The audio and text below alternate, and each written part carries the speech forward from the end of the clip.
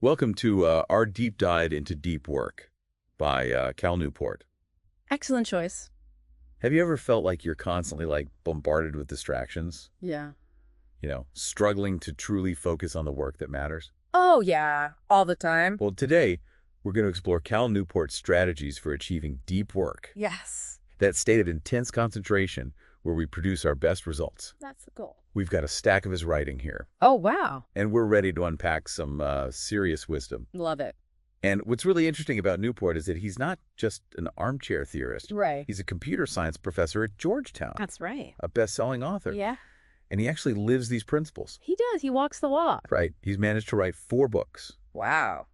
get a PhD, Impressive. and land a tenured professorship all in just 10 years. All in 10 years. That's amazing. And he rarely works past 5 or 6 p.m. What? It makes you wonder, is he superhuman?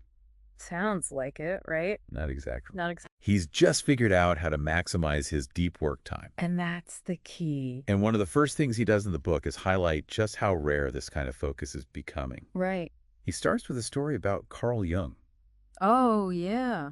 the famous psychologist who actually built a tower in the woods Yeah. to escape distractions and do his best thinking. I love that story. A tower in the woods. Yeah, like a literal tower. That's serious commitment. I mean, that's dedication right there. It makes me think about how much our world has changed. Oh, absolutely. Back then, it might have been easier to find that kind of solitude. Right.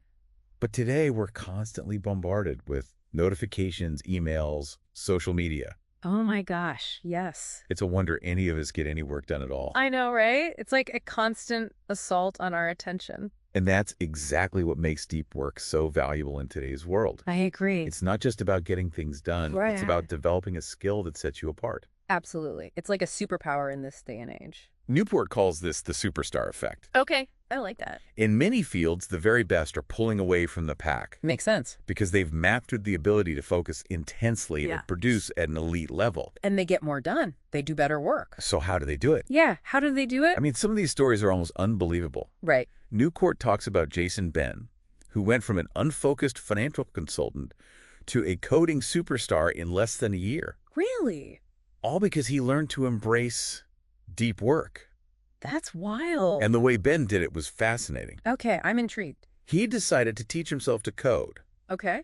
but instead of just watching online tutorials, Right. he locked himself in a room with no computer. No computer. What? Just textbooks, note cards, and a highlighter. Wow, that's hardcore. By forcing himself to concentrate without distractions, I see. he was able to absorb the material much faster and more deeply. So it's like he created his own little boot camp. So it's almost like he had to create his own tower in the woods, Mhm. just like Carl Jung. Right, exactly. Like a self-imposed monastery. But that raises the question, Yeah. why is deep work so hard for most of us? That is the million-dollar question. Is it just a matter of willpower? Yeah, I mean, is that all it is? Or are there other forces at play? I think there's got to be more to it. Well, Newport argues that a big part of the problem is our work culture. Okay, I can see that. Remember all that hype about open offices? Yeah, whatever happened to that? It turns out they can be terrible for deep work. Oh, totally. All that constant chatter and interruption can really fragment your attention. I can't even think straight in those environments. Yeah, I've definitely experienced that. It's the worst. You try to focus, Yeah, but you can't help but overhear snippets of conversations right. It's like you're eavesdropping whether you want to or not. or get pulled into impromptu meetings. Ugh. Yes, and then your whole flow is gone. It's exhausting. It really is. Exactly. And it's not just the physical environment. Right. The pressure to be constantly connected, Oh my gosh, yes. to be on social media all the time. It's like we're expected to be available 24/7. That's another huge strain on our attention. It's exhausting. Even someone like George Packer, who won a National Book Award, Wow. had to completely disconnect from Twitter while writing his book to maintain his focus. Yeah. I mean, if you had to do it. It's almost like we've forgotten how to be alone with our thoughts. It's true. We're so used to being constantly stimulated. But if deep work is so valuable, Right. why do we keep getting sucked into these distractions? Yeah, why do we do that to ourselves? Newport has an interesting theory called the principle of least resistance. Okay, tell me more. He says that without clear feedback on what's truly productive, Right. we tend to gravitate towards the easiest behaviors, Oh, yeah, the path of least resistance. even if they're not the most beneficial in the long run. It makes sense. So checking our email or scrolling through social media feels good in the moment. Oh, it does. It's like a little dopamine hit. even though it's ultimately hurting our ability to focus on the work that really matters. And then we wonder why we can't get anything done. That makes sense. It does. It's like reaching for a sugary snack instead of a healthy meal. Perfect analogy. It's easier in the short term, Right. but it doesn't do us any favors in the long run. But then you feel terrible afterwards. But isn't there also a pressure to appear busy? Oh, absolutely. Like if you're not constantly responding to emails or attending meetings, Yeah. people might think you're slacking off. It's like you have to prove you're working. Absolutely. Mhm. And that's one of the challenges of knowledge work. For sure. It's hard to measure the value of deep thinking. Right. You can't just quantify it. So we often fall back on busyness as a proxy. Yeah. We try to look busy, even if we're not actually accomplishing anything. We answer emails immediately, attend every meeting, Right. and try to look as active as possible, Got to keep up appearances. even if we're not actually producing much of value. Exactly. And it's a trap. And this leads to another fascinating concept that Newport talks about, Mm-hmm. the metric black hole. Okay, the metric black hole. He points out that because it's so hard to quantify the value of deep work, Yeah. we get caught in a vicious cycle where busyness becomes the measure of success, Oh, that's so true. which leads to even more shallow work. And just keeps spiraling. And it's not just individuals who suffer. Right. Companies can waste huge amounts of time and money on this kind of shallow work. Makes sense. Newport cites a study where one company was spending over $1 million a year just on email. $1 million. Just on email. Wow. Just think about all the deep work that could have been accomplished with those resources. That's insane. It's mind-boggling. But all this talk about productivity and efficiency makes me wonder, Yeah. is deep work just about getting more done? That's a good question. Or is there something more to it? Yeah. Is it just about churning out more widgets? Is it possible that this constant busyness is actually preventing us from finding deeper meaning in our work? That's a really profound thought. That's a great question. It is. And it's one that Newport explores in the next section of the book. Okay.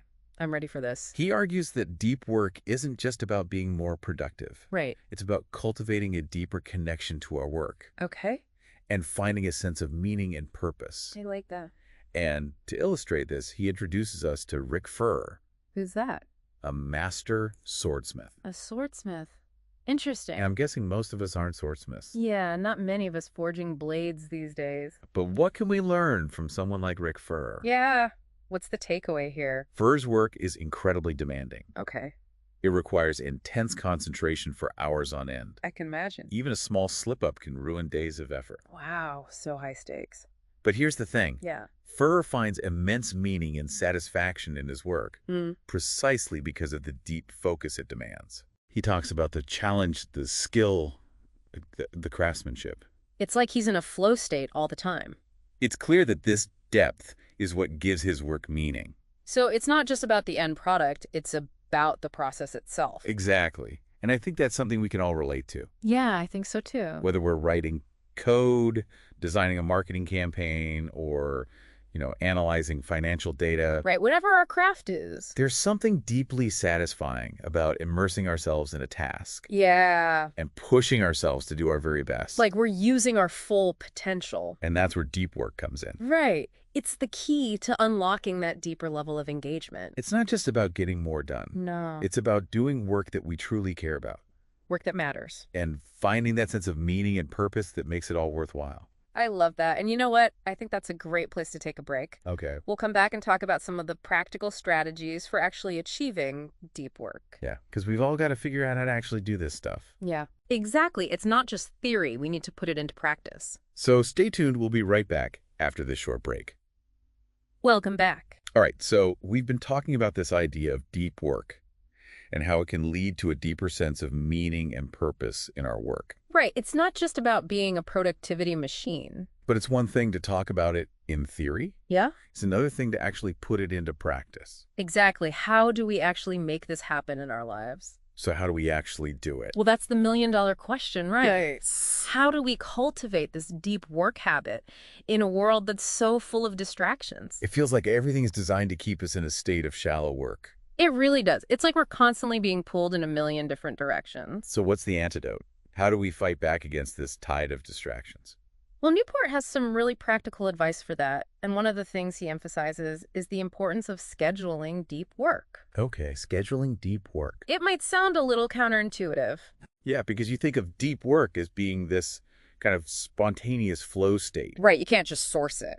But he argues that we need to be more intentional about it. Yeah, I mean, if we don't make time for it, it's just not going to happen. Like we have to actually block off time in our calendars and treat it like any other important appointment. Exactly. It's like saying to the world, this time is sacred. I'm not available.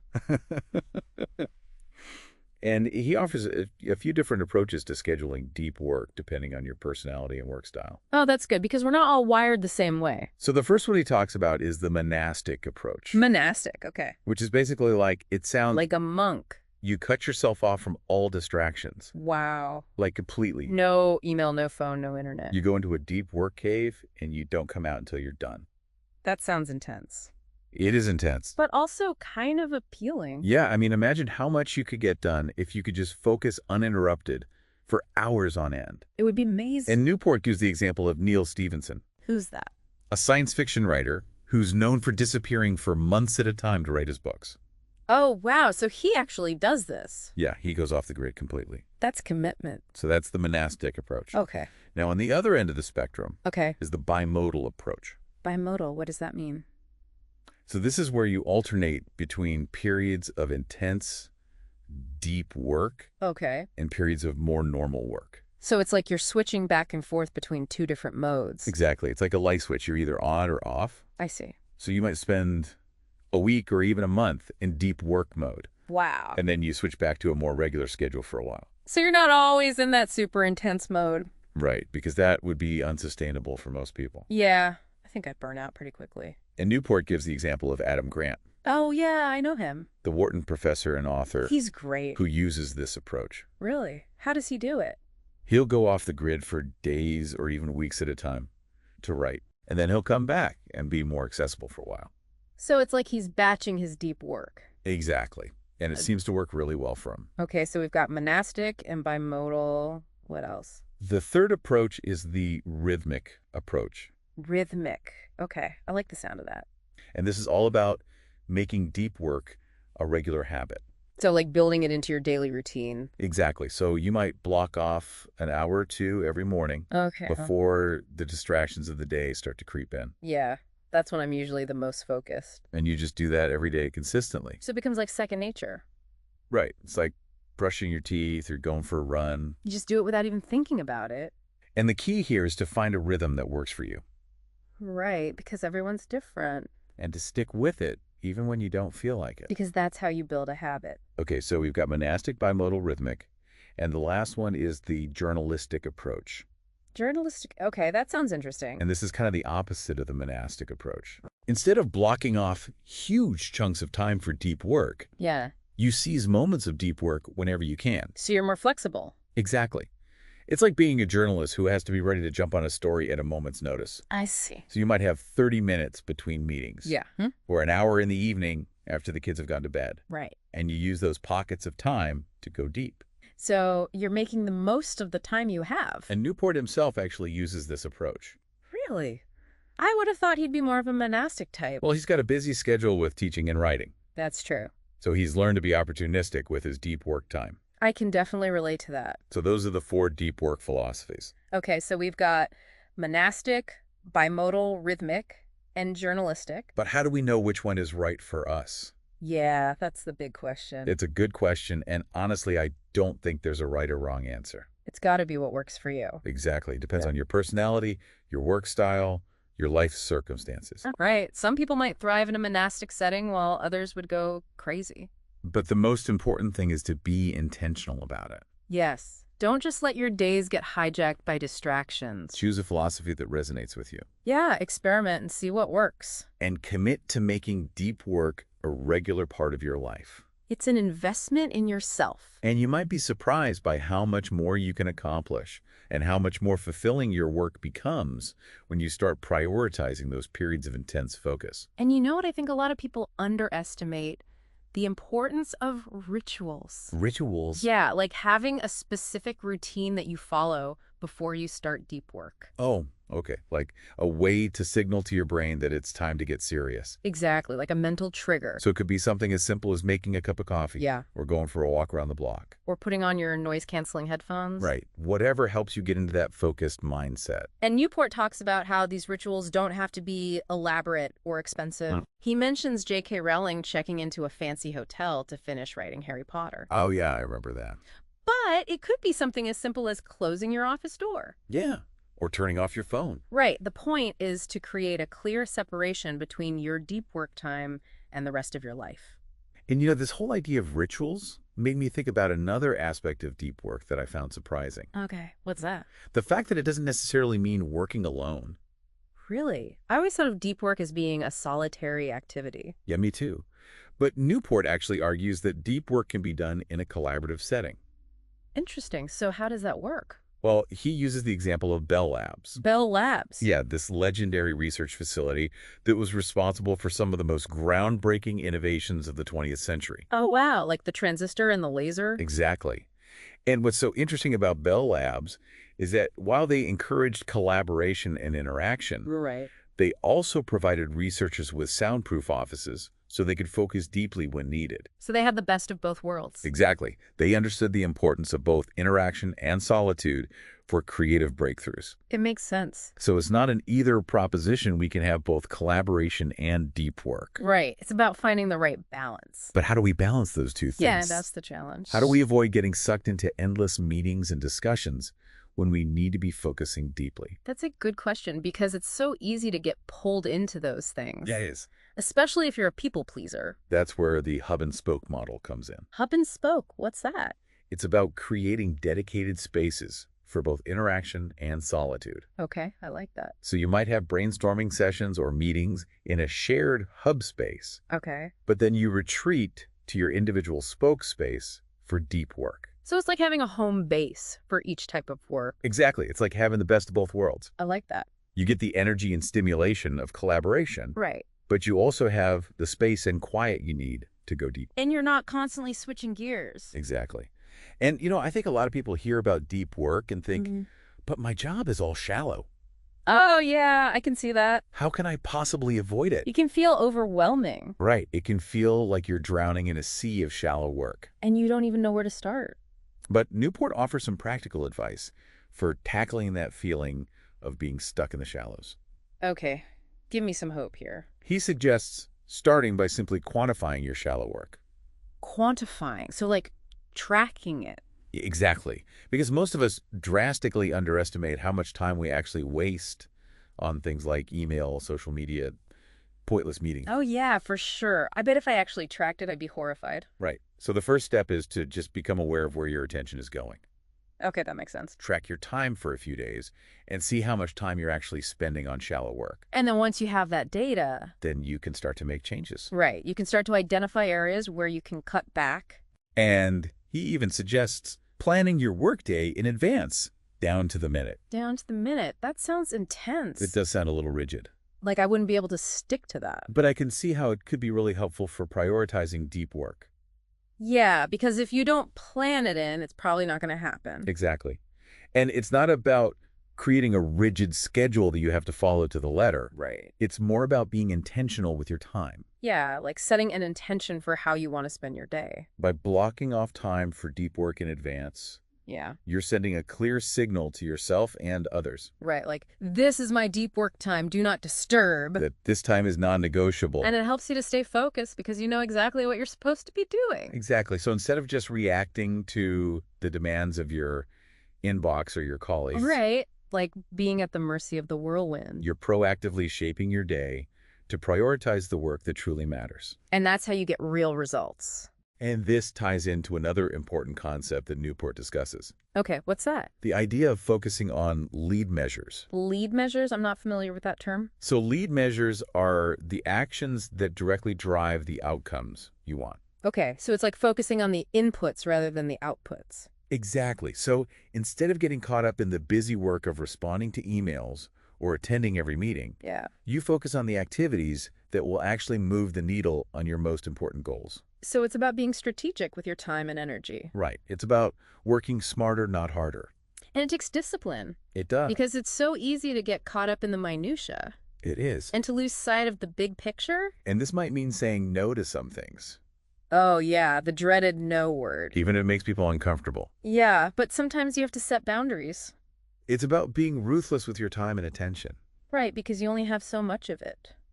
You know, one of the things I struggle with the most What's that? is knowing when to stop working. Oh, yeah, I feel that. I tend to get so caught up in a task I know exactly what you mean. that I forget to take breaks. And then you end up feeling burnt out. Right, and then I end up feeling exhausted and unproductive. It's counterproductive. Exactly. And that's why Newport is such a big advocate for having a shutdown ritual. A shutdown ritual. What's that? It's a set of actions you take at the end of your workday to signal to your brain that it's time to switch off and relax. Okay, so like a way to transition from work mode to personal mode. Exactly, like a mental decompression routine. And what kind of things does he recommend doing? Well, Newport himself has a pretty strict shutdown ritual. Okay, tell me about it. He reviews his tasks, makes sure everything is captured, and then he literally says out loud, "Shutdown complete." He actually says that out loud. Yeah, he does. That's hilarious. I know it sounds a little silly, but he says it helps him to create a clear separation between work time and personal time. It was like a mental cue to shift gears. Exactly, like a signal to your brain that it's time to relax. I like that. And you know what else is interesting? What's that? Newport says we shouldn't just be taking breaks from distraction, Okay. but also from focus. Breaks from focus. What do you mean by that? So instead of just switching from one screen to another, Great, like from your computer to your phone. he's saying that we should be doing things that truly restore our attention, Okay. like spending time in nature, meditating, or engaging in a hobby that we enjoy. So like actually giving your brain a break from all the mental stimulation. Exactly. Because even if you're not actively working, Yeah. if you're still glued to a screen, Right. your brain isn't really getting a chance to rest and recharge. So it's like you're still in work mode even though you're not technically working. Right. So instead of just reaching for our phones when we need a break, Yeah. we should be stepping away from screens altogether And doing something that actually nourishes our minds and bodies. and giving our brains a chance to recharge. It's so important. And you know what else I found helpful? Using those break times for what Newport calls productive meditation. Productive meditation. Okay. It's like taking those moments when you're walking, showering, or even doing the dishes and using them to actively think through work problems. So like instead of just zoning out. Right, exactly. You're actually using that time to work on something in the back of your mind. So it's like you're still working. In a way, yeah, but it's a different kind of work. More like a mental incubation period. Exactly. You're letting your subconscious mind do the heavy lifting. And it sounds counterintuitive, right? It does. Because we're so used to thinking that we need to be sitting at our desks Right, heads down focus. to get real work done. But sometimes the best ideas come to us when we're not even trying. It's like when you're taking a shower Yeah. and suddenly you have that aha moment. It's like the solution just pops into your head. And it's happened to me so many times. That's true. I'll be struggling with a problem for hours. Yeah. And then I'll go for a walk and suddenly the solution will just pop into my head. It's like your brain needed that time to process everything. It's like my brain was working on it in the background without me even realizing it. Exactly. And Newport himself uses this technique all the time. Really? He says he outlines chapters and works through coding problems while he's on walks. Wow. So he's actually walking the walk. Yeah, he's a big believer in the power of productive meditation. So it's not just about relaxing and restoring our attention. No. It's about using those break times to actively engage with our work in a different way. Exactly. It's about leveraging all of our mental resources. Both conscious and unconscious. Right, because we're more than just our conscious minds. You know, it's interesting. What's that? We've been talking about deep work as a skill, Right. but it's almost like it's a muscle that needs to be trained. That's a great analogy. We can't just expect to suddenly be able to focus deeply for hours on end. No, you have to build up to it. We need to build up our mental stamina. Like any other muscle. Exactly. Hmm. And Newport talks about a concept called mental calisthenics. Mental calisthenics, what are those? These are exercises we can do to strengthen our focus and concentration. How interesting. So like mental workouts. Exactly, like going to the mental gym. I like that. So do you have any examples of these mental calisthenics? Well, one of my favorite examples is the story of Daniel Keeloff. Who that? He was a student who won awards for his incredible memory. Really? He could memorize a shuffled deck of cards in under 2 minutes. What? That's insane. No, it's amazing. Yeah. But I'm guessing he wasn't just born with a superhuman memory. No, he trained his brain using specific techniques. So what did he do? Well, one of the techniques he used was memorizing decks of cards. Seriously? Yeah, it's like he was doing mental weightlifting. So even if we're not aiming to become memory champions, Right. we can still benefit from these kinds of mental exercises. Absolutely. It's about challenging ourselves to focus intently. And pushing our mental limits. Exactly. Like anything else, the more you practice, the better you get. And another area where we need to train our focus is in our relationship with the internet. Oh, yeah. The internet can be a black hole of distraction. It's so easy to get sucked into the constant Yeah. stream of information and distractions. It's like it's designed to keep us hooked.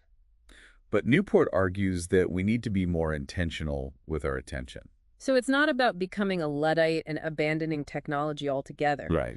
It's about using it in a way that supports our goals rather than undermining them. Exactly. And he has this great story about Bertrand Thurston. Who's he? He's a writer and comedian who decided to do a 30-day social media fast. A social media fast. Yeah, he completely disconnected from all social media for a month. Wow, that takes discipline. And you know what he found? What? He was surprised by how little he actually missed it. Really? It made him realize how much time and mental energy he was wasting on those platforms. It was actually liberating. It was. And it's like we've become addicted to distraction. Oh. We're constantly checking our phones, refreshing our feeds, looking for that next hit of dopamine. It's like a drug. But what's interesting is that when we break free from that addiction, Yeah. we often find that we don't really miss it that much. It's like you don't realize how much it's controlling you until you let it go. So how do we break free from this addiction to distraction? Yeah, what's the secret? Does Newport have any practical tips? He does. He suggests a few things. Okay. I'm all ears. First, he recommends scheduling your internet use. So like blocking off specific times for checking email and social media. Exactly. So instead of just mindlessly browsing whenever you have a free moment, Right. you set aside specific times for it. So it's about being proactive rather than reactive. Exactly. You're in control. And he also recommends being more selective about the tools and websites you use. Okay. He calls this the craftsman approach to tool selection. The craftsman approach. Yeah, he tells this story about Forrest Pritchard. Who's that? He's a sustainable farmer who had to decide whether or not to buy a hay baler. Okay.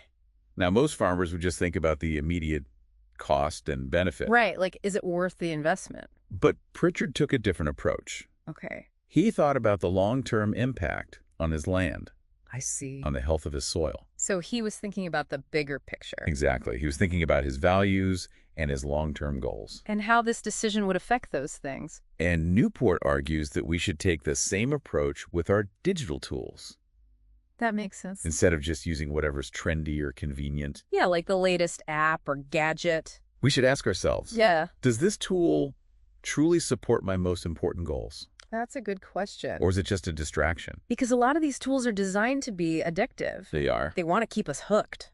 And sometimes the best way to figure out what you really need Yeah. is to do a digital detox. Like a cleanse. Exactly. Newport suggests a 30-day social media fast. 30 days. That's a long time. It is But I can see how it would be beneficial. just to see how it impacts your life. Right. Like, what do you actually miss? You might be surprised by how little you actually miss it. And you might discover that you have more time and energy for the things that really matter. Exactly.